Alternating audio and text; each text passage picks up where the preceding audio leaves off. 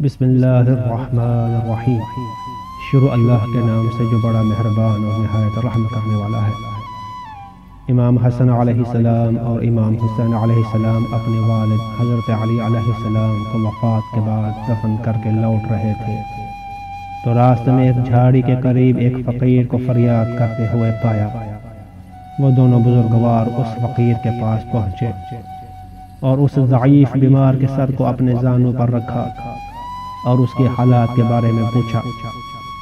اس بوڑھے نے کہا کہ اس دنیا میں میری فریاد سننے والا کوئی نہیں تھا مگر ایک شخص روزانہ آتا تھا اور میرے منہ میں کھانے کا لقمہ ڈالتا تھا، لیکن آج تیسرا دن ہو گیا ہے وہ شخص نہیں آیا اور میں بھوکا اور پیاسا ہوں۔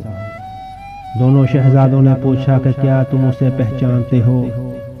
بیمار ضعیف نے کہا کہ میں نابینا ہوں، لیکن ایک دن اس بزرگوار سے پوچھا تھا کہ آپ کا نام کیا ہے تو فرمایا کہ میں خدا کا بندہ ہوں۔ دونوں شہزادوں نے پوچھا کہ کیا کوئی نشانی رکھتے ہو؟ ضعیف شخص نے کہا کہ جب وہ بزرگوار خلوت میں ذکر خدا کرتے تھے تو تمام سنگریزے اور درخت ان کے ساتھ خدا کی تسبیح کرتے تھے۔ یہ سنتے ہی امام حسن علیہ السلام اور امام حسین علیہ السلام بلند آواز سے گریہ کرنے لگے اور فرمایا کہ وہ ہمارے والد حضرت علی علیہ السلام تھے، ہم ابھی ان کی تشییع جنازہ کر کے آ رہے ہیں۔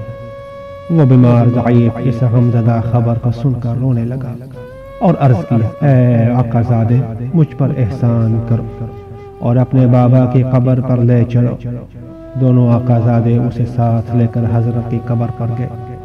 وہ بوڑھا مرد قبر پر اتنا رویا اور نالہ و فریاد کی کہ اپنی جان خدا کے سپرد کر دی۔